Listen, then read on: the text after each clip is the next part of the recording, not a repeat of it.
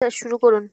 আচ্ছা, প্রিয় শিক্ষার্থীবৃন্দ, আশা করি আল্লাহর রহমতে তোমরা সবাই ভালো আছো। আজকে আমি তোমাদের নিউটনিয়ান বলবিদ্যা অধ্যায়ের দ্বিতীয় লেকচার, এবং এই লেকচারে আমি আজকে তোমাদের বেশ কিছু ম্যাথমেটিক্যাল প্রবলেম আমি সলিউশন করাবো। তো আমরা গত লাস্ট ক্লাসে নিউটনের গতির দ্বিতীয় সূত্র থেকে যে summation F equal to M এর সূত্রটা আমরা প্রতিপাদন করেছিলাম, তো সেই সূত্র প্রয়োগ করে আজকে আমরা অনেকগুলো গাণিতিক প্রবলেম আমরা সলিউশন করার চেষ্টা করব। তো প্রথমে দেখো, আমরা এই সমীকরণটা সম্বন্ধে একটু জেনে নিই।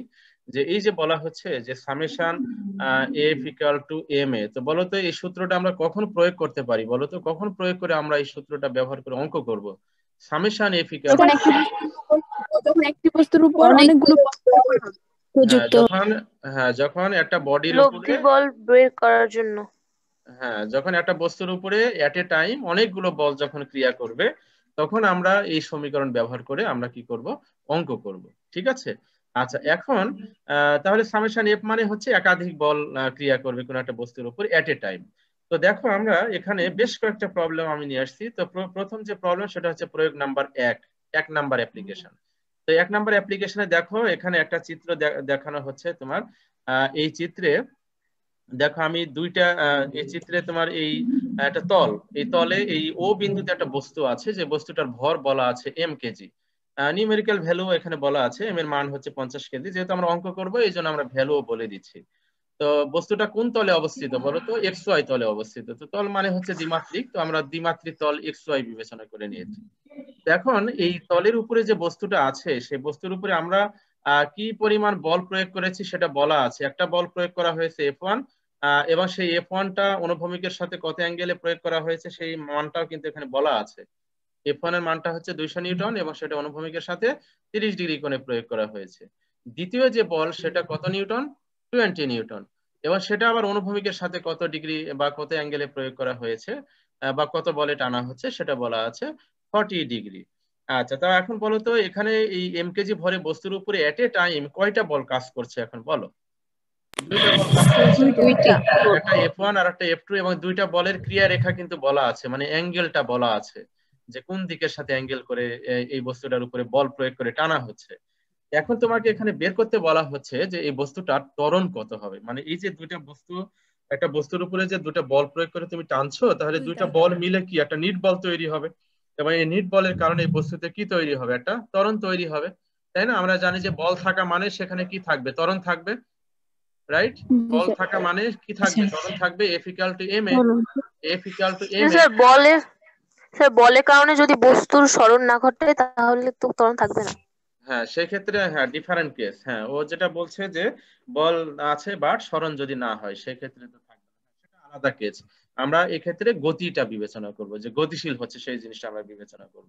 আচ্ছা, এখন দেখো, তোমার এখানে এই লব্ধি বলের মানটা এখন আমরা কিভাবে ক্যালকুলেশন করে বের করব সেটা দেখো। এখানে আমি লিখেছি, দেখো, সামেশন এফ এক্স। আচ্ছা, বলো তো, এখানে যে দুইটা বল ক্রিয়া করছে এই বস্তুটার উপরে, দুইটা বল কি অ্যাঙ্গেলে ক্রিয়াশীল? তাহলে যদি বল অ্যাঙ্গেলে ক্রিয়া করে, তাহলে এই বলগুলো কি হয়? উপাংশে বিভাজিত হয়ে যাবে। আচ্ছা, এখন দেখো, এই উপাংশের বিভাজন কনসেপ্টটা আমরা জানি, ভেক্টর অধ্যায় পড়ে এসেছি, তাহলে সেটার ডিটেলস বলার প্রয়োজন নাই। F1 বলের এক্স অক্ষ বরাবর একটা উপাংশ পাওয়া যাবে, আর F2 বলের এক্স অক্ষ বরাবর একটা উপাংশ পাওয়া যাবে। তার মানে আনুভূমিক উপাংশে কোন অ্যাঙ্গেল আসে বলো? কজ অ্যাঙ্গেল আসে। তো যেহেতু F1 F2 দুইটা বলের উপাংশ এক্স অক্ষ বরাবর একই দিকে, তাহলে দুইটা কি হয়ে যাবে? যোগ হয়ে যাবে। তাহলে দুইটাই কজ কিন্তু যোগ হয়ে যাবে, F1 cos θ1 plus F2 cos θ2। আচ্ছা, এখন বলো তো, এই পাশে সামেশন এফএক্স কেন লিখলাম বলো তো? বাম পাশে সামেশন এফএক্স, এটা কেন? যোগ বোঝানোর জন্য। হ্যাঁ, ওই যে দুইটা সমষ্টি বোঝানোর জন্য, উপাংশের সমষ্টি। হ্যাঁ, দুইটা উপাংশের সমষ্টি বোঝানো হচ্ছে। আর এক্স কেন লিখেছি বলো তো? এই যে নিচে যে সাফিক্স এক্স লেখা আছে, এটার মানেটা কি বলো? এক্স অক্ষ বরাবর কারণে, রাইট, এক্স অক্ষ বরাবর উপাংশ নিয়েছি, এই জন্য আমরা ওখানে সামেশন এফ সাফিক্স এক্স লিখেছি। এবারে মান বসিয়ে দাও, দিয়ে ক্যালকুলেশন করলে তোমরা এই রেজাল্টটা পেয়ে গেলে। তো এই যে summation F x equal to যে পেলাম আমরা 188.53 নিউটন, এই বলটা কোন দিকে ক্রিয়াশীল বলো তো? এক্স অক্ষে ক্রিয়াশীল। একইভাবে আমরা আনুভূমিক বরাবর, আনুভূমিক বরাবর মানে এক্স অক্ষে ক্রিয়াশীল। Very good. আচ্ছা, এখন আমরা এই যে দুটো বলের যে আনুভূমিক উপাংশ পেলাম, একইভাবে এদের উলম্ব উপাংশ আছে। তো সেই উলম্ব উপাংশ বোঝানোর জন্য আমরা কোন অ্যাক্সিস বিবেচনা করব? Y axis. তাহলে দেখো, এই যে summation F Y that is equal to F1 sin θ1 plus F2 sin θ2, এবার এখানে মান বসিয়ে দাও। তো এখানে যদি মান বসানো হয় তাহলে ফাইনালি ক্যালকুলেশন করলে কি রেজাল্ট আসছে দেখো। জি স্যার। আচ্ছা, তাহলে এখন দেখো এখানে তোমার summation F Y that is equal to মানটা আমরা ক্যালকুলেশন করে পেয়ে যাচ্ছি কত, summation F Y that is equal to 112.86 newton. আচ্ছা, তো এখন আমরা এই যে সামেশন এফ এক্স এর সামেশন এফ ওয়াই পেলাম, এই দুটা বল আবার কত অ্যাঙ্গেলে ক্রিয়াশীল বলো? সামেশন এফ এক্স আর summation F Y, 90 degree. 90 degree অ্যাঙ্গেলে। হ্যাঁ, এই দুটা বল আবার 90 অ্যাঙ্গেলে ক্রিয়াশীল, তাই না? তাহলে 90 অ্যাঙ্গেলে ক্রিয়াশীল হলে লব্ধি কি হয় বলে এখন? স্যার বর্গের যোগফলকে বর্গমূল। হ্যাঁ, রুট এই যে করলে হ্যাঁ রুট করতে হয়। এই যে দেখো সামেশন এফ। এখন বলো তো এই যে আমরা যে উপরে সামেশন এফ এক্স পেলাম, এফ ওয়াই পেলাম, বলো এই যে দেখো উপরে যে সামেশন এফ এক্স, এই সামেশন এফ এক্স মানে এক্স অক্ষ বরাবর লব্ধি, সামেশন এফ ওয়াই মানে হচ্ছে ওয়াই অক্ষ বরাবর লব্ধি, এই খবর বা ওয়াই লব্ধি। অক্ষ বরাবর লব্ধি। তাহলে এই যে summation F X summation F Y এগুলো কিন্তু লব্ধি, কেননা অনেক কয়টা কম্পোনেন্ট যোগ করে তুমি এগুলো পাচ্ছ। আচ্ছা, সাথে সাথে আরেকটা জিনিস একটু আমাকে একটু বলে তারপরে complete করে দাও। Summation F X square plus summation Y. আচ্ছা, তো আচ্ছা এখন তোমার এখানে যে তোমার দুইটা বল আমরা এখানে প্রয়োগ করেছি, তাই না? যদি আরো বল থাকতো তাহলে কি হতো এখন বলো? ধরো F3 আছে, F4 আছে, স্যার তখন plus F3 cos θ 3। Sine theta 3। হ্যাঁ, তাহলে আনুভূমিক উপাংশের ক্ষেত্রে এখানে প্লাস F3 cos θ 3, মানে যতগুলো বল আসবে ততগুলো কম্পোনেন্ট চলে আসবে, এসে যোগ হয়ে যাবে। ঠিক আছে, এইভাবে কিন্তু করতে হবে। আচ্ছা, তাহলে আমরা এখানে লব্ধি বলটা তোমার নিট বলটা আমরা পেয়ে যাচ্ছি। দেখো নিট বল দ্যাট ইজ ইকুয়াল টু, এই যে দেখো নিট বল সামেশন এফ। তাহলে এই যে নিট বল বলতে বোঝানো হচ্ছে লব্ধির লব্ধিকে বলা হচ্ছে নিট বল, কেননা summation F X summation F Y এগুলো তো লব্ধি বল। তো সেই লব্ধির যে লব্ধি সেটাকে বলা হচ্ছে তোমার নিট বল। তবে নিট বলও হচ্ছে এক ধরনের লব্ধি বল, নিট বলও হচ্ছে এক ধরনের লব্ধি বল। আচ্ছা, তো আমরা সেই লব্ধিটা বের করে নিয়ে আসি। তো লব্ধিটা দেখো রুট ওভার, ওই যে তোমরা যেটা বললে root over P square plus Q square. তো পি মানে হচ্ছে রুট সামেশন এফ এক্স আর কিউ মানে হচ্ছে সামেশন এফ ওয়াই। এবারে মান অ্যাপ্লাই করে দাও, দিয়ে ক্যালকুলেশন করলে। আচ্ছা, এখন বলো তো এই যে সামেশন এফ মানে কত? আমাদের টার্গেট হচ্ছে ত্বরণ বের করা। তো সামেশন এফ মানে কত? সামেশন এফ মানে এম এ। তাহলে হ্যাঁ, ভর ইনটু ত্বরণ। তাহলে আমরা ওই যে ত্বরণ বের করার জন্য ডান পাশে যে মানটা পেয়েছি, যে রুটের মধ্যে যে ভ্যালু গুলো অ্যাপ্লাই করা হয়েছে সেই ভ্যালু গুলো ক্যালকুলেশন করলে আমরা কিন্তু এখানে একটা মান পেয়েছি। দেখো 219.773। তাহলে এটা হচ্ছে নিট বল। বলো তো এখানে যে এই বস্তুটার উপরে যে দুটা বল ক্রিয়া করেছে, তাহলে এই দুটা বলের ক্রিয়ায় এই বস্তুতে নিট বল কি পরিমাণ তৈরি হয়েছে বলো? নিট বলটা কত? 219.73। হ্যাঁ, 219.73 নিউটন। এটা হচ্ছে নিট বল। 219। আচ্ছা, তো এখন আমরা এই নিট বলটাকে কি করব? এই ভর দ্বারা ভাগ করে দিব। তো এই নিট বলকে যদি ভর দ্বারা ভাগ করে দিই, ভরটা আমি বলে দিয়েছি, দেখো এই যে উপরে অঙ্কে ভর বলা আছে 50 কেজি। 50 কেজি। তাহলে ভর দ্বারা ভাগ করে দাও, দিয়ে ক্যালকুলেশন করলে দেখো আমরা এখানে কি পেয়ে গেলাম, ত্বরণ পেয়ে গেলাম। এবারে দেখো এখন আমরা ত্বরণে কেন ইন্টারেস্টেড, ত্বরণটা আমাদের কেন প্রয়োজন। তাহলে আচ্ছা, এখন বলো আমাকে এই এই অঙ্কটা ক্লিয়ার হয়েছে কিনা, যে কিভাবে কোন একটা বস্তুর উপর কোন তলে যদি একাধিক বল কাজ করে তাহলে কিভাবে নিট বল বের করতে হয় এবং সেখান থেকে কিভাবে ত্বরণ বের করতে হয়। এইটুকু ক্লিয়ার হয়েছে কিনা একটু আমাকে বলো। জি স্যার। আচ্ছা, তাহলে আমরা কি করলাম, এই বলগুলোকে উপাংশে বিভাজন করে নিলাম। আনুভূমিক বরাবর আমরা কস অ্যাঙ্গেল নিয়ে আসবো, আর উলম্ব বরাবর যে উপাংশ সেখানে আমরা সাইন অ্যাঙ্গেল নিয়ে আসবো। যেহেতু আনুভূমিক সবগুলো বলের আনুভূমিক উপাংশ একই দিকে, যার জন্য সবগুলো যোগ করব। একইভাবে উলম্ব উপাংশগুলো সবগুলো ওয়াই অক্ষে, যার জন্য সবগুলো আমরা যোগ করব। করলে সামেশন এফ এক্স পেয়ে যাবো আর সামেশন এফ ওয়াই পেয়ে যাবো। তো সামেশন এফ এক্স আর এফ ওয়াই যেহেতু 90 অ্যাঙ্গেলে ক্রিয়াশীল, এই জন্য আমরা নিট বলটা পেয়ে যাচ্ছে এই যে সুতরাং দিয়ে যে বাক্যটা বলা আছে, summation F that is equal to root over summation F X তার উপর square plus summation F Y তার উপর স্কয়ার। এই যে রুটের ভিতরে যে মানগুলো বসানোর পরে ক্যালকুলেশন করলে যেটা হবে সেটাই হচ্ছে নিট বল। তো এই নিট বলকে যদি আমরা ভর দ্বারা ভাগ করি তাহলে আমরা কি পেয়ে যাব? অ্যাক্সেলারেশন পেয়ে যাব। তো অ্যাক্সেলারেশনে আমরা কেন এত আগ্রহী, কেন এত ইন্টারেস্টেড? কেননা অ্যাক্সেলারেশন জানলে দেখো কত কি বের করা যায়। দেখো নিচের দিকে দেখো, আরো 2-3টা প্রবলেম আমি নিয়ে আসছি অঙ্কটার মধ্যে। বলো, দেখো আমি কি বের করতে চাচ্ছি। দেখো 5 সেকেন্ড পরে বেগ কত? আচ্ছা বলো তো, যে কোনো সময় পরে বেগ বের করার জন্য আমরা কোন ফর্মুলা ইউজ করি? v = v0 + at certain time, মানে যে কোনো সময় পরে বেগ বের করার জন্য আমরা এই সমীকরণটা ইউজ করি। এখন বলো তো এই বেগ বের করতে গেলে কি আমার ত্বরণ লাগবে না? জি স্যার লাগবে। হ্যাঁ স্যার। এই জন্য আমরা ত্বরণে মানে অ্যাক্সেলারেশনে এতটা ইন্টারেস্টেড, যে আমরা অ্যাক্সেলারেশন পেয়ে গেলে বহু কিছু বের করা যায় এখান থেকে।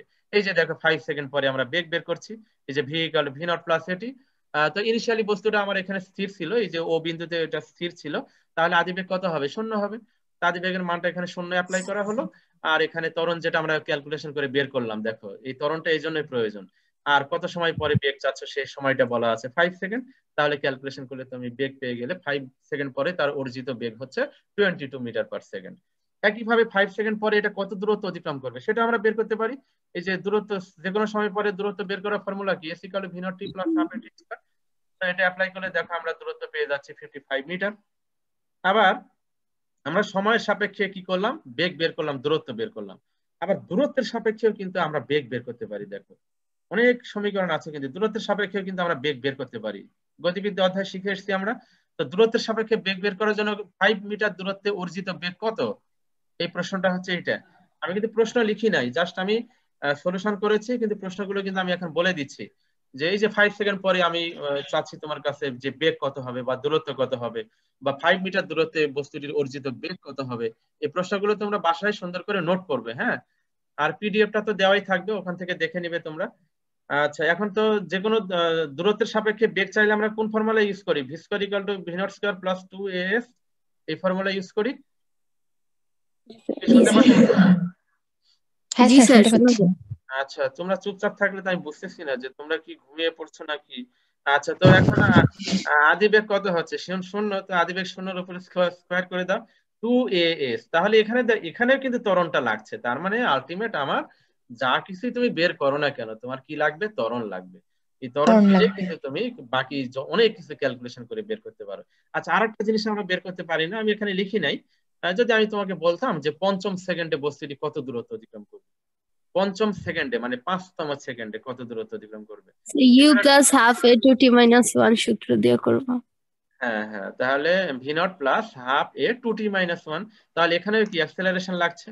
তার মানে প্রত্যেকটা জায়গায় তোমার এই অ্যাক্সেলারেশনটা লাগবে। তুমি যে জিনিসই বের করো না কেন, তোমার এই অ্যাক্সেলারেশনটা লাগবে। দেখো এই অঙ্কটা ক্লিয়ার হয়েছে কিনা, যে একটা অঙ্ক বুঝো কিন্তু ক্লিয়ারলি বুঝতে হবে তোমাদের। ক্লিয়ার? সবাই কি ক্লিয়ার হয়েছে যে কিভাবে আমরা সামেশন নেট বল বের করলাম, নেট বল থেকে কিভাবে অ্যাক্সেলারেশন বের করলাম, আর অ্যাক্সেলারেশন পেয়ে গেলে আমরা বাকি রাশিগুলো কিভাবে ক্যালকুলেশন করতে পারি সেই বিষয়গুলো আমরা জানলাম। দেখো তো একটা অঙ্ক ক্লিয়ার হয়েছে কিনা, বলো। জি হ্যাঁ স্যার। Sir, clear. স্যার এখান থেকে কি মন্দন বের করা যাবে? না, এটা তো না মানে মন্দন। অন্য কেসে? হ্যাঁ, যদি মন্দন তো হয় না এখানে, এটা আমি বলে দিই, এটা ত্বরণে এখানে করছি। না স্যার, অন্য একটা কেসে যদি মন্দন হয় তাহলে কি বের করা যাবে? অবশ্যই যাবে। এই যে একটু পরে স্যার আরেকটা কারণ এখানে তো হ্যাঁ যাবে। এরপরে আর একটা প্রবলেম আমি নিয়ে আসছি, সেটা অবশ্যই এখানে না। আচ্ছা, এখন বলো যে এখানে যদি ঘর্ষণ বল থাকতো তাহলে কি হতো বলো। ঘর্ষণ বল থাকলে তাহলে আমার প্রযুক্ত বল আর ঘর্ষণ বল সবসময় প্রযুক্ত বলের কোন দিকে কাজ করে বলো তো? বিপরীত বিপরীত দিকে দিকে। কাজ করে। বিপরীত এই দিকে। যে দেখো এখানে কয়েকটা পয়েন্ট আমি একটু নিয়ে আসছি, একটু বোঝার চেষ্টা করে দেখো। ঘর্ষণ বল বিবেচনা করলে, এখন ঘর্ষণ বল কখন কাজ করে? যখন তলটা, বস্তু যে তলের উপর দিয়ে গতি অমসৃণ করছে হয়। তলটা যদি অমসৃণ হয়, তাহলে সেক্ষেত্রে অবশ্যই ঘর্ষণ বল থাকবে। তো ঘর্ষণ বল থাকা মানে তাহলে সেটা অবশ্যই প্রযুক্ত বল থেকে ঘর্ষণ বল বিয়োগ করতে হয়। কেন? কেননা প্রযুক্ত বলের ডিরেকশন যেদিকে, ঘর্ষণ বল কাজ করে তার বিপরীত দিকে, দুটা পরস্পর বিপরীত দিকে। এই জন্য তোমার প্রযুক্ত বল থেকে ঘর্ষণ বলটা কি করতে হয়? মাইনাস করতে হয়। কেননা আমরা জানি যে ঘর্ষণ বল একটা বল, প্রযুক্ত বল একটা বল। তো দুটা ভেক্টর যদি বিপরীত দিকে ক্রিয়া করে তাহলে লব্ধি কি হয়? একটা থেকে আরেকটা বিয়োগ করতে হয়, ওই যে পি মাইনাস কিউ, তাই না? জি আচ্ছা, স্যার। তাহলে এটা হচ্ছে 1 নম্বর পয়েন্ট। দেখো 1 নম্বর পয়েন্টটা ক্লিয়ার হয়েছে কিনা, যদি আমরা এখন ঘর্ষণ বলটা আমরা বিবেচনায় নিয়ে আসবো এখন। তাহলে ঘর্ষণ বল থাকলে অবশ্যই প্রযুক্ত বল থেকে ঘর্ষণ বলটা কি করতে হবে? মাইনাস করতে হবে। বিয়োগ করতে এবারে হবে। এবারে দেখো এখানে ঘর্ষণের ক্ষেত্রে দুটা কনসেপ্ট আছে, অতটা আমাদের না জানলেও হবে, কিন্তু অঙ্ক করার জন্য এগুলো লাগবে, যার জন্য আমি এখানে লিখে দিয়েছি। স্থিতি ঘর্ষণ গুণাঙ্ক আর গতীয় ঘর্ষণ গুণাঙ্ক। যেমন এই যে আমার মোবাইলটা দেখতে পাচ্ছ তোমরা, এই মোবাইলটা ধরো ধরো আমি হাতের উপরে রেখে দিলাম। এখন আমি এই এই হাত দিয়ে মোবাইলটার উপরে আমি ফোর্স ক্রিয়েট করেছি, বাট মোবাইলটা কিন্তু গতিশীল হয় নাই। মোবাইলটা গতিশীল হয় নাই, কিন্তু ফোর্স প্রয়োগ করেছি কিন্তু। তার মানে কি, যে তাহলে সেক্ষেত্রে এই অবস্থায় যে ঘর্ষণ গুণাঙ্কটা কাজ করে সেটার নাম হচ্ছে স্থিতি ঘর্ষণ গুণাঙ্ক। আর যদি মোবাইলটা গতিশীল হয়, এই বস্তুটার উপরে বল প্রয়োগের ফলে যদি ওইটা গতিশীল হয়, তাহলে যে গুণাঙ্ক কাজ করে সেটার নাম হচ্ছে গতীয় ঘর্ষণ গুণাঙ্ক। এখন গুণাঙ্ক কাকে বলে সেটা সংজ্ঞা তাহলে হলো। স্থিতি ঘর্ষণের ক্ষেত্রে কি সরণ ঘটবে না? না না, স্থিতি ঘর্ষণের ক্ষেত্রে ওটা তো স্থির অবস্থায় আছে, সরণ ঘটবে না। আচ্ছা, কিন্তু একটা সময় পরে যখন ওই ঘর্ষণ বলটাকে অতিক্রম করবে, মানে কখন সরণ ঘটবে, যে এই যে এখানে যে খেয়াল করে এই যে এফএস, এফএস মানে হচ্ছে স্ট্যাটিক ফ্রিকশন, মানে মানে ঘর্ষণ বল, মানে স্থির অবস্থায় থাকাকালীন যে ঘর্ষণ বলটা কাজ করছে সেটাকে বলা হচ্ছে এফএস। এস দ্বারা কি ইন্ডিকেট করছি আমি? স্ট্যাটিক। স্ট্যাটিক মানে কি? স্থির। আর নিচের সমীকরণে দেখো লেখা হয়েছে এফ কে, কে দ্বারা কি ইন্ডিকেট করা হচ্ছে বলো তো? কাইনেটিক। কাইনেটিক বা কাইনেমেটিক্স মানে মানে গতিশীল আর কি। তো গতিশীল অবস্থায় থাকলে যে ঘর্ষণ বল সেটাকে বলা হয় গতীয় ঘর্ষণ বল, আর স্থির অবস্থায় থাকলে যে ঘর্ষণ বল সেটাকে বলা হয় স্থির ঘর্ষণ বল। তো স্থির ঘর্ষণ বলকে যে কোনো গুণাঙ্কের সংজ্ঞা একই। দেখো যে ঘর্ষণ বলকে যদি আর দিয়ে ভাগ করা হয়, এখন আর কি? আর হচ্ছে এই যে আর হচ্ছে তল কর্তৃক বস্তুর উপর অভিলম্বী প্রতিক্রিয়া বলের মানটাকে বলা হচ্ছে তোমার আর। যেমন আমি যে এখন চেয়ারে বসে আছি, বা তোমরা যে বসে ক্লাস করছো, যে যেখানে বসে ক্লাস করছো, তো এখন তোমার যে একটা ওজন আছে সেটা তুমি যার উপরে বসে আছো তার উপরে সেই ওজনটা কাজ করছে, এটাকে বলা হচ্ছে ক্রিয়াবল। আর তুমি যার উপরে বসে আছো সে আবার তোমার উপরে আরেকটা কি দিয়েছে বলো তো? প্রতিক্রিয়া বল। তো তল বস্তুর উপরে যে বল প্রয়োগ করে উপরের দিকে, সেই বলটাকে বলা হয় অভিলম্বী প্রতিক্রিয়া বল। এই অভিলম্বী প্রতিক্রিয়া বলকে আমরা কি দিয়ে প্রকাশ করি? আর দিয়ে প্রকাশ করি। অভিলম্বী প্রতিক্রিয়া বলটাকে আমরা কি দিয়ে প্রকাশ করি? আর দিয়ে প্রকাশ করি। দেখো তো আর এর ব্যাপারটা ক্লিয়ার হয়েছে কিনা? আর হচ্ছে তল কর্তৃক হ্যাঁ স্যার। বস্তুর উপর অভিলম্বী প্রতিক্রিয়া বল, মানে নরমাল ফোর্স বলা হয় ইংলিশে। আচ্ছা, তার ঘর্ষণ গুণাঙ্কের সংজ্ঞা কি? সেটা স্থিতি ঘর্ষণ গুণাঙ্ক বা গতীয় ঘর্ষণ গুণাঙ্ক। গুণাঙ্ককে মিউ দিয়ে প্রকাশ করা হয়, মিউ। এই সিম্বলটার নাম হচ্ছে মিউ। তো স্থিতি ঘর্ষণ গুণাঙ্ক হলে মিউ এস লিখবে, আর গতীয় ঘর্ষণ গুণাঙ্ক হলে আমরা মিউ কে লিখবো। সাধারণত আমরা নিচেরটা দিয়ে অঙ্ক করব, স্থিতি ঘর্ষণ গুণাঙ্ক অতটা ইম্পর্টেন্ট না। তো এখন তাহলে এটা সংজ্ঞা কি বলতো? ঘর্ষণ গুণাঙ্কের সংজ্ঞা কি? দেখো এখান থেকে বলতে পারো কিনা? পারবে? কেউ পারবে? ঘর্ষণ গুণাঙ্কের সংজ্ঞা এখান থেকে দেখো, সমীকরণ থেকে বলো। স্যার স্থিতি ঘর্ষণ ও অবিলম্ব প্রতিক্রিয়ার অনুপাতকে স্থিতি ঘর্ষণ গুণাঙ্ক বলে। হ্যাঁ, এই তো ইজি সংজ্ঞা তো। মানে ঘর্ষণ বল, আমরা স্থিতি গতি না বলি, ঘর্ষণ বল ও অভিলম্বী প্রতিক্রিয়া বলের অনুপাতকে বলা হয় ঘর্ষণ গুণাঙ্ক। আমরা স্থিতি গতিও বলছি না। ঘর্ষণ গুণাঙ্ক কাকে বলে? তাহলে আমরা কি বলবো? ঘর্ষণ বল ও অভিলম্বী প্রতিক্রিয়া বলের অনুপাতকে বলা হয় ঘর্ষণ গুণাঙ্ক। এবারে যদি স্থিতি ঘর্ষণ গুণাঙ্ক বলো তাহলে কি বলবে? তাহলে স্থির ঘর্ষণ বল ও অভিলম্বী প্রতিক্রিয়া বলের অনুপাতকে বলা হয় স্থিতি ঘর্ষণ গুণাঙ্ক।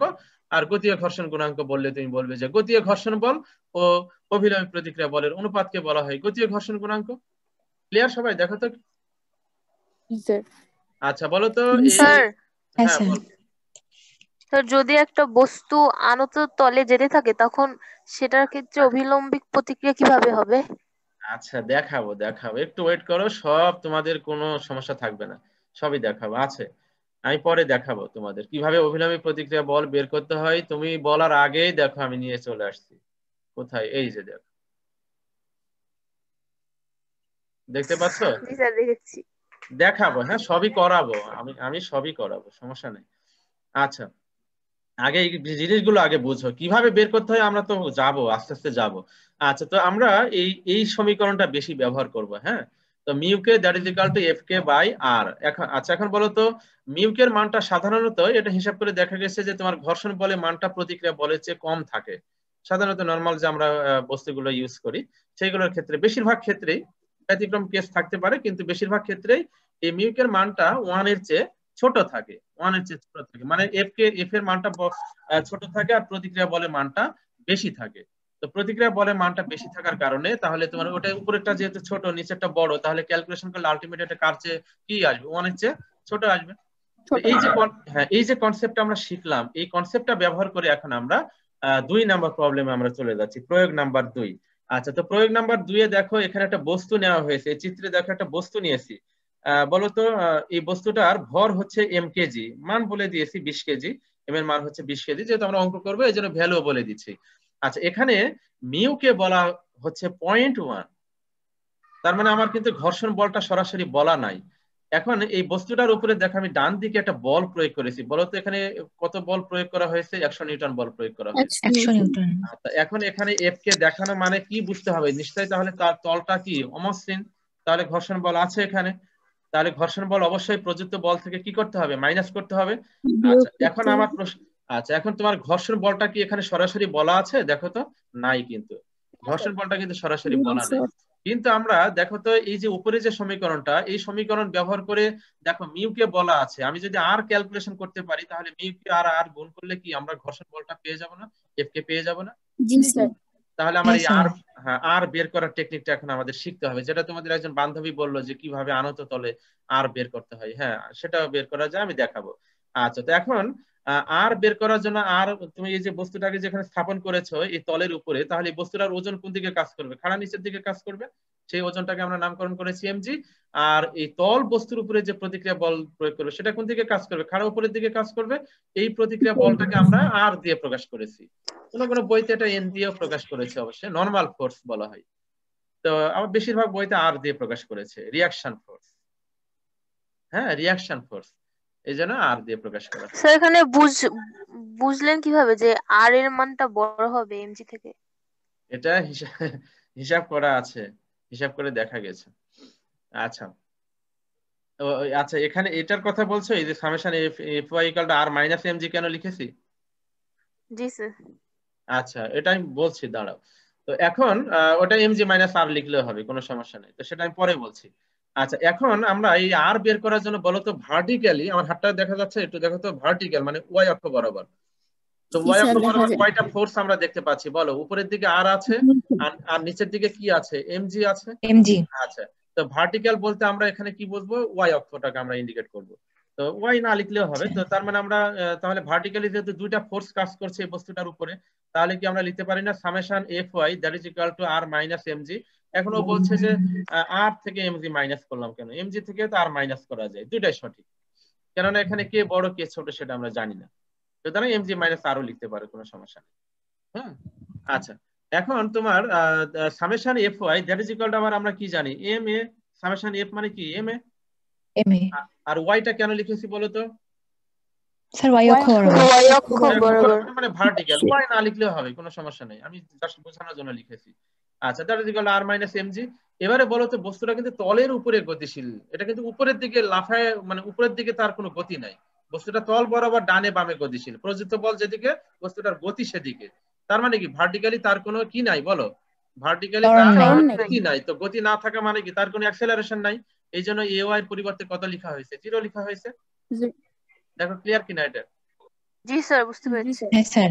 তাহলে এ ওয়াই 0 হয়ে গেলে কেন 0 হলো? কেননা ভার্টিক্যালি তার কোনো মুভমেন্ট নাই, গতি নাই, এই জন্য অ্যাক্সেলারেশন নাই, যার জন্য ভার্টিক্যাল ত্বরণ 0। তাহলে এম আর 0 গুণ হয়ে গেলে আলটিমেট এটা 0 হয়ে যাচ্ছে, তাহলে ফাইনালি আমরা এখান থেকে পেয়ে যাচ্ছি দেখো আর ইকুয়াল টু এম জি। তার মানে আমার আর এর মানটা বলা, এম এর মানটা বলা আছে 20 আর জি এর মান 9.8, ক্যালকুলেশন করলে আমরা দেখো বলটা পেয়ে যাচ্ছি 196 নিউটন, 196 নিউটন। তাহলে তল বস্তুর উপরে যে প্রতিক্রিয়া বল দিয়েছে সেটা কত? 196 নিউটন। আচ্ছা এখন ধরো তুমি চেয়ারের উপরে বসে আছো, আনুভূমিক একটা চেয়ারের উপরে বসে আছো, তাহলে তোমার ওজন ভর যদি তোমার ধরো 45 কেজি হয়, 45 কেজি মানে একটু কম হয়ে গেল, বেশি হতে পারে তোমাদের ওজন ভর। তো ধরো 45 কেজি হলে তোমার প্রতিক্রিয়া বল কত বের করতে পারবে না? কত হবে? এম আর জি জি। Sir 45 KG. পারবো স্যার। আচ্ছা তো এম আর জি গুণ 9.8 করে, দিয়ে গুণ করবো। হ্যাঁ এখন এই যে প্রতিক্রিয়া বলটা যে সবসময় ওজনের সমান হবে না, সেটাই তোমাদের ওই যে বান্ধবী একজন প্রশ্ন করলো যে স্যার আনত তলের ক্ষেত্রে আমরা আর কিভাবে বের করব? সবসময় কিন্তু প্রতিক্রিয়া বল ওজনের সমান নয়, এটা একমাত্র যখন কোন একটা বস্তু আনুভূমিক তলের উপরে থাকবে সেই অবস্থায় যদি প্রযুক্ত বলটা আনুভূমিক বরাবর প্রয়োগ করা হয়, একমাত্র সেই ক্ষেত্রেই প্রতিক্রিয়া বলটা ওজনের সমান হয়, অন্য ক্ষেত্রে কিন্তু এটা ওজনের সমান হবে না, একটু পরেই অঙ্ক আসে এইগুলো। আচ্ছা তো সেটাতে আমরা যাচ্ছি, আস্তে আস্তে পরে যাচ্ছি। তাহলে প্রতিক্রিয়া বলটা বের করা ক্লিয়ার হয়েছে কিনা এটা আমাকে বলো, এই প্রতিক্রিয়া বলটা আমরা কিভাবে বের করলাম? জি স্যার। আচ্ছা হ্যাঁ স্যার। প্রতিক্রিয়া বল পেয়ে গেলে এখন এখান থেকে নিজেরা বলো, এখন এই যে mu K equal to F K by R, তো দ্যাট ইজ ইকুয়াল আমরা কি লিখতে পারি? F K equal to mu K into R. তো মিউ কে এর মানটা আমাদের এখানে অঙ্কে বলা আছে 0.1 আর আর বের করেছি 0.1। 196, তাহলে ক্যালকুলেশন করলে ঘর্ষণ বল আমরা পেয়ে গেলাম 19.6। নিউটন। ঠিক আছে, ঘর্ষণ বল অনেক কম থাকে আর কি। জি স্যার। আচ্ছা, তো জি স্যার। ঘর্ষণ বলটা আমরা পেয়ে গেলাম। এখন দেখো তো এই যে ঘর্ষণ বল যে পেয়ে গেলাম, বস্তুটার গতি কোন দিকে? ডান দিকে। দেখো এখানে চিত্রে অ্যাক্সেলারেশন ডিরেকশন দেখানো হয়েছে ডান দিকে। আচ্ছা, ডান দিক। এখন দেখো তাহলে অবশ্যই এখানে প্রযুক্ত বলটা কি হবে? ঘর্ষণ বলের চেয়ে অবশ্যই বড় হবে। প্রযুক্ত বল যদি ঘর্ষণ বলের চেয়ে বড় না হয় তাহলে তো বস্তুতে গতি তৈরি হবে না। আচ্ছা, তাহলে এখন এই আনুভূমিক বরাবর এখন কয়টা বল কাজ করছে এখন দেখো। আনুভূমিক বরাবর দুইটা। দুইটা। একটা দুইটা। হচ্ছে প্রযুক্ত বল 100 নিউটন, আর একটা হচ্ছে ঘর্ষণ বল, যেটা আমরা ক্যালকুলেশন করে বের করলাম 19.6 নিউটন। তাহলে আমরা আনুভূমিক বরাবর সমীকরণটা লিখবো summation F that is equal to F minus F K. কেন মাইনাস করলাম? কেননা প্রযুক্ত বল অবশ্যই ঘর্ষণ বলের বিপরীত দিকে কাজ করে, এই জন্য তোমার প্রযুক্ত বল থেকে ঘর্ষণ বলটা মাইনাস করতে হবে। আর সামেশন এফ মানে কত? এম এ। তাহলে ফাইনালি আমরা এই তোমার ওই বস্তুটার ভরকে আমরা কি সরি নিট বলকে আমরা কি করব? ভর দ্বারা ভাগ করব। তো নিট বলকে যদি ভর দ্বারা ভাগ করি তাহলে আমরা কি পেয়ে যাব? অ্যাক্সেলারেশন পেয়ে যাব। ঠিক আছে, শুনতে পাচ্ছ জি স্যার। কথা? হ্যাঁ স্যার, হ্যাঁ স্যার শুনতে পাচ্ছি। রেসপন্স করো। হ্যাঁ, কার্সরটা। আচ্ছা, এখন এখানে মান বসিয়ে দাও। এখানে প্রযুক্ত বল হচ্ছে তোমার প্রযুক্ত বল কত বলো? প্রযুক্ত বল হচ্ছে তোমার 100 নিউটন। প্রযুক্ত বল হচ্ছে 100 নিউটন। আর ঘর্ষণ বল যেটা আমরা ক্যালকুলেশন করে বের করলাম 19.6, আর ভর হচ্ছে 20। তাহলে ক্যালকুলেশন করলে আমরা দেখো ত্বরণ পেয়ে গেলাম 4.02 মিটার পার সেকেন্ড স্কয়ার। তাহলে দেখো আমার কোন তলে যখন বস্তু গতিশীল হবে সেখানে যদি ফ্রিকশন থাকে তাহলে কিভাবে আমরা সেখান থেকে সামেশন আগে প্রতিক্রিয়া বল বের করতে হয় সেটা শিখলাম। প্রতিক্রিয়া বল পেয়ে গেলে আবার ঘর্ষণ বল কিভাবে বের করতে হয় সেটা শিখলাম। ঘর্ষণ বল যদি সরাসরি দেওয়াই থাকতো তাহলে কিন্তু তোমার আর এত পরিশ্রম করা লাগবে না। ঘর্ষণ বল দেওয়া থাকলে সরাসরি তুমি কি করতে? সরাসরি তুমি এই যে লাস্টের লাইনটা চলে আসতে summation F equal to F minus F K. কিন্তু ঘর্ষণ বল দেওয়া না থাকলে কিভাবে বের করতে হয় সেই টেকনিকটা কিন্তু আমি শিখাচ্ছি। ঠিক আছে, আর ঘর্ষণ বল দেওয়া থাকলে এটা কোনো অঙ্কই না, এটা একেবারে ইজি অঙ্ক হয়ে যায়। আচ্ছা, তাহলে আমরা এখানে সেই প্রযুক্ত বল থেকে ঘর্ষণ বল মাইনাস করে ক্যালকুলেশন করলে ফাইনালি আমরা কি পেয়ে গেলাম? ত্বরণ পেয়ে গেলাম। আচ্ছা, এখন ত্বরণ পেয়ে গেলে বাকি ওই জিনিসগুলো বের করা যাবে না? ওই যে আগের অঙ্কটার মতো যে এত সময় পরে বেগ কত দূরত্ব অতিক্রম করবে, আবার দেখো বেগ কত হবে, ওইগুলো একটু করবে। হ্যাঁ, তোমরা নিজেরা এখন নিজেদের দায়িত্ব থেকে করবে ওইগুলো। সবগুলো তো আর আমি এভাবে আনা সম্ভব না, আমি বলে দিচ্ছি, কিন্তু তোমরা অবশ্যই নিজের আগ্রহ থেকে জানার আগ্রহ থেকে এইগুলো করতে হবে তোমাদের, যদি ফিজিক্সটাকে ভালোবাসতে চাও। ফিজিক্স কি ভালো লাগে? জি হ্যাঁ স্যার। স্যার। কয়েকজন রেসপন্স করো ভালো লাগে তোমাদের, কিন্তু অনেকে কোনো রেসপন্সই করো না। ফিজিক্স আসলে ভালো, মানে বুঝতে পারলে ভালো লাগবে, আর বুঝতে না পারলে একেবারে জমের মতো লাগবে এটা। আচ্ছা, এখন দেখো। আচ্ছা, প্রয়োগ নাম্বার 3 দেখো। 2 আর 3-এর মধ্যে এখন পার্থক্য কি দেখো। প্রয়োগ 2 আর 3-এ দেখো কি পার্থক্য চিত্রে দেখতে পাচ্ছ। দেখো এখানে একটা বল প্রয়োগ করা হয়েছে 100 নিউটন বল, সেটা কিভাবে প্রয়োগ করেছি দেখো। আর আনুভূমিক বরাবর স্যার একটা অ্যাঙ্গেলে প্রয়োগ করা হয়েছে। একটা অ্যাঙ্গেলে প্রয়োগ করা হয়েছে। আর বাকি এখানে ঘর্ষণ বলের মান এখানে আছে, এফ কে আছে, ভর 20 কেজি, মিউ কে 0.1ই আছে। এখন প্রশ্ন হচ্ছে যে এই ক্ষেত্রে এই যে তুমি যে বলটাকে অ্যাঙ্গেল করে প্রয়োগ করলে 100 নিউটন, তাহলে এই বলটা কি উপাংশে ভাগ হবে না? এটা হচ্ছে আনুভূমিক উপাংশ। দেখো আমি লিখেছি, দেখো এফ কস 30 ডিগ্রি, আর একটা উলম্ব উপাংশ এফ সাইন 30 ডিগ্রি।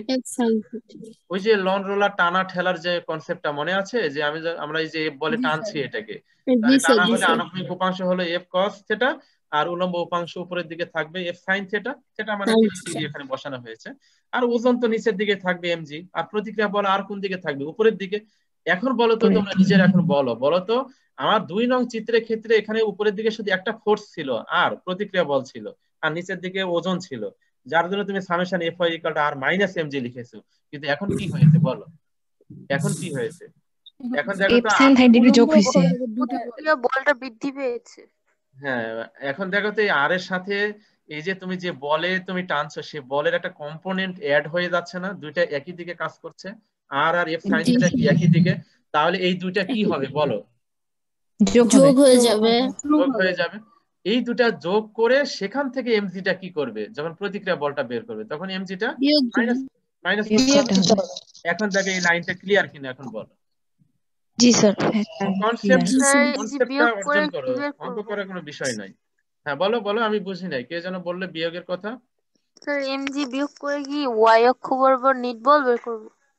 হ্যাঁ হ্যাঁ হ্যাঁ, ওয়াই অক্ষ বরাবর আমি এই সমীকরণটা ইউজ করে মানে ব্যবহার করে কি বের করছি বলো তো? প্রতিক্রিয়া বল বের করা হচ্ছে, আর এর মানটা বের করা হচ্ছে। আরে আর বাকি কথা আগের মতোই, সামেশন এফ ওয়াই মানে কত, এম এ ওয়াই, আর এই লাইনটা লেখা হয়েছে, তো ত্বরণ কত, শূন্য, আর উলম্ব শূন্য। বরাবর তার কোনো গতি নাই। তাহলে ফাইনালি এখন দেখো হোয়াট ইজ দিস, দেখো এই যে দেখো M G minus F sine theta, what indicates it? তাহলে প্রতিক্রিয়া বল কি সবসময় ওজনের সমান হবে? না স্যার। না এই ক্ষেত্রে দেখো কিন্তু প্রতিক্রিয়া বল কি হচ্ছে, তোমার যে ওজন সেখান থেকে এফ সাইন থেটা মাইনাস হয়ে যাচ্ছে। তার মানে কি প্রতিক্রিয়া বল আমার 2 নং চিত্রে যে প্রতিক্রিয়া বল ছিল, এই যে কত যেন, ওজন থেকে কম। হ্যাঁ এই যে 2 নং চিত্রে প্রতিক্রিয়া বল কত ছিল, 196 নিউটন, মানে ওজনের সমান ছিল, ওজনের সমান ছিল। কিন্তু এখানে কি হচ্ছে, R equal to MG minus F sine theta, তো মান বসানোর পরে ক্যালকুলেশন করলে আমরা পেয়ে যাচ্ছি 146 নিউটন। তাহলে প্রতিক্রিয়া বল কি এখানে কমে গেল না? হ্যাঁ স্যার, কমে গেল। প্রতিক্রিয়া বল যেহেতু কমে গেল, তো প্রতিক্রিয়া বল কমে গেলে পথের সাথে ঘর্ষণে কি হবে, কম হবে। লন্ডনার কেমনে? ঠেলা টানার যে কনসেপ্টটা মনে আছে না, আমি সুন্দর করে পড়িয়েছিলাম ওখানে, যে স্যার ঠেলার স্যার ক্ষেত্রে, ওটা বুঝছি না। খেলাচ্ছে টানা সহজ। হ্যাঁ সহজ, সেটা তো একটা বাক্যে বললে, কিন্তু কনসেপ্টটা কি, ফিজিক্স কি, যে ঠেলার ক্ষেত্রে আমার তোমার আপাত ওজন বৃদ্ধি পায়, আপাত ওজন বৃদ্ধি পেলে পথের সাথে ঘর্ষণ বেড়ে যায়, ফলে গতি হ্রাস পায়। কিন্তু টানার ক্ষেত্রে কি হয়, টানার ক্ষেত্রে যেটা হয় যে তোমার ওই যে আপাত ওজন কমে যায়, আপাত ওজন কমে যাচ্ছে, মানে এই যে আপাত ওজন বলতে প্রতিক্রিয়া বলটা কমে যাচ্ছে, ফলে পথের সাথে ঘর্ষণ কমে যাবে। দেখো এই যে এখানে ঘর্ষণ বল কত এসছে, 14.6 নিউটন, কিন্তু আগের অঙ্কটার ক্ষেত্রে ঘর্ষণ কত এসেছিল দেখো, 19.6 নিউটন। তাহলে উপরের চিত্রে ঘর্ষণ বেশি ছিল, কিন্তু নিচের চিত্রে ঘর্ষণ কি কম, কম। কম হবে। তার মানে নিচের চিত্রটার ক্ষেত্রে টানাটা সহজ হবে আর কি, যদি আমরা এই দুইটা কম্পেয়ার করি। যদি এটা ঠেলা টানা না, যদি আমরা কম্পেয়ার করি, তাহলে সেক্ষেত্রে আমরা বলতে পারি। আচ্ছা তাহলে আমরা ঘর্ষণ তাহলে বল, প্রতিক্রিয়া বল কম হলে তাহলে টানা সহজ হবে। হ্যাঁ হ্যাঁ সহজ হবে। আচ্ছা, তো ঘর্ষণ বল পেয়ে গেলাম। তো ঘর্ষণ বল পেয়ে গেলে এখন আমরা কি বের করতে পারবো, ত্বরণ বের করতে পারবো। এখন বলো তো আনুভূমিক বরাবর কয়টা ফোর্স আছে বলো, যে পারবে সে বলবে। আনুভূমিক বরাবর ত্বরণ বের করার জন্য আমরা আনুভূমিক ফোর্সটা অ্যাপ্লাই করব, মানে কাউন্ট করব। দুইটা, কি কি আছে বলো, কি কি আছে? এফ cos 30 প্লাস প্লাস ঘর্ষণ মাইনাস বল। এফ কে এফ কে, এফ cos 30, আচ্ছা এফ cos 30 মাইনাস এফ কে। মাইনাস আচ্ছা, শুনতে পাচ্ছ তোমরা আমাকে? হ্যাঁ স্যার, শুনতে হ্যাঁ পাচ্ছি। শোনা যাচ্ছে। আচ্ছা, মাঝে মাঝে কথা কেটে আসতেছে, তোমাদের কথা শোনার জন্য আমি ওয়েট করতেছি। আচ্ছা, তাহলে আমরা সেই সূত্রটা অ্যাপ্লাই করছি, summation F equal to F cos theta minus F K. তো F cos theta, summation F মানে কত, M A equal to M F A. cos theta minus F K, তাহলে এ ইকুয়াল টু এম দ্বারা ভাগ করা হলো। এবারে মানটা অ্যাপ্লাই করা হচ্ছে, মানটা আমরা একটা সমীকরণ বের করে তারপরে মানটা আমরা অ্যাপ্লাই করছি। তো এফ এর মান বলা আছে 100 নিউটন, আর cos থিটার মান 30 ডিগ্রি, মাইনাস ঘর্ষণ বল যেটা 14.6 নিউটন, ডিভাইডেড ভর হচ্ছে 20 কেজি। তাহলে ক্যালকুলেশন করলে আমরা কি পেয়ে গেলাম, এখান থেকে ত্বরণ পেয়ে গেলাম। দেখো কিভাবে আমরা এখানে প্রতিক্রিয়া বলটা বের করলাম, সেখান থেকে ঘর্ষণ বল বের করলাম, যদি বল অ্যাঙ্গেল করে প্রয়োগ করা হয়, এবং সাথে সাথে আমরা অ্যাক্সেলারেশন বের করলাম। ক্লিয়ার কিনা এটা আমাকে বলো। Clear sir. আচ্ছা এবারে এখন আমরা তোমরা এখন আমাকে বলো, এই অঙ্কটার সাথে আরেকটা অঙ্ক, খুবই গুরুত্বপূর্ণ কনসেপ্ট। 4 সেকেন্ড পর প্রযুক্ত বল সরিয়ে নিলে বস্তুটি থেমে যাওয়ার আগে কত দূরত্ব অতিক্রম করবে? কি বললাম, 4 সেকেন্ড পরে প্রযুক্ত বল সরিয়ে নিলে, প্রযুক্ত বল মানে কোনটা বলো তো?